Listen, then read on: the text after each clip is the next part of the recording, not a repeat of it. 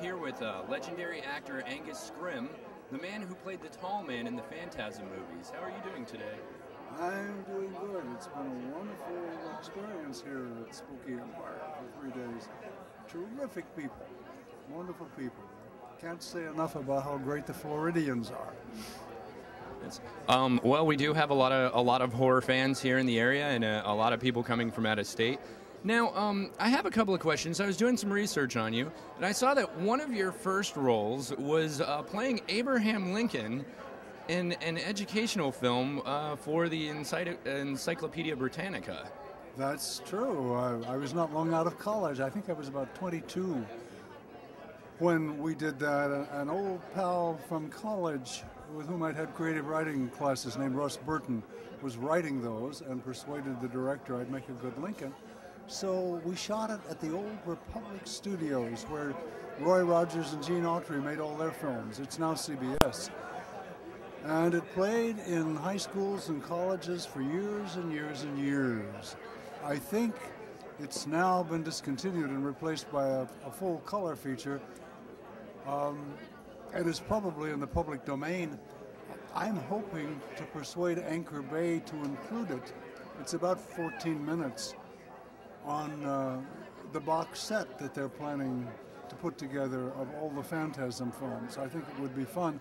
But actually you can see a few minutes of it, some clips from it, on a website called phantasmarchives.com. If you want to see a little of the Abraham Lincoln, there it is. Me at the age of 22. Wow. Man, and also I saw that you write quite a bit for TV Guide. Actually, I don't anymore. TV Guide has changed completely.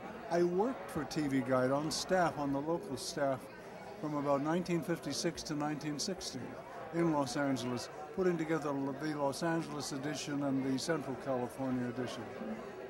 And then went on from that to work on Cinema magazine with Jim Silk and Curtis Hanson, who went on to direct all kinds of great movies. In Her Shoes and what was the one that won the Oscar for him? L.A. Confidential? L.A. Confidential, of course. Now, one of the things that I found most surprising was that you actually you were a Grammy winner for liner notes. Yes, liner notes paid the bills. I've written thousands of liner notes, both freelance and 9 years on staff for Capitol Records in the great years when they had Sinatra and Peggy Lee, Judy Garland, Nat King Cole, Ella Fitzgerald, Cannonball Adderley, George Shearing. They had an incredible roster of stars, so it was an exciting time to be there writing. Then the Beatles came over from England, and I wrote the first Beatles note.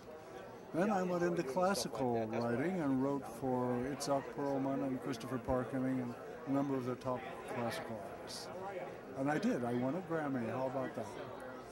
So, the Tall Man, definitely, in my opinion, one of the most iconic characters of horror.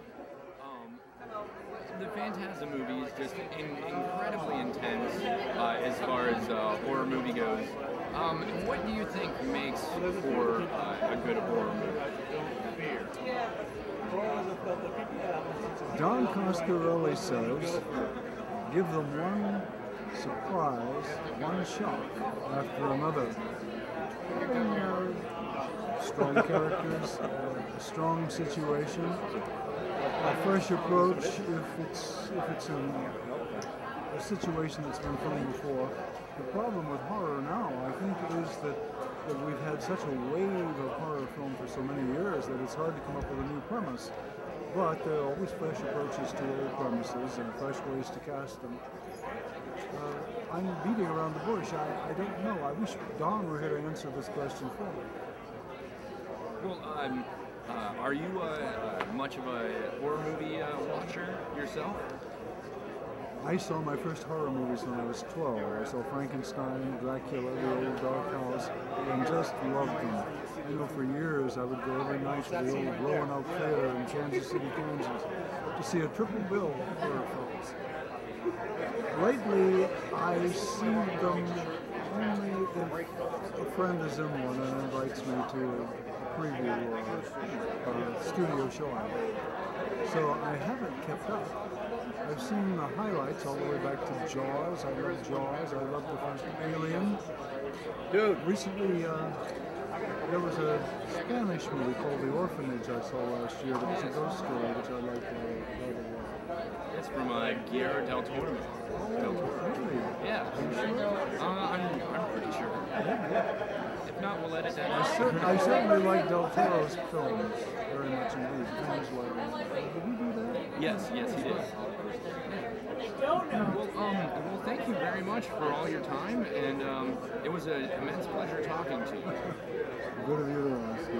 Let's do it again next year. Definitely, it's a deal.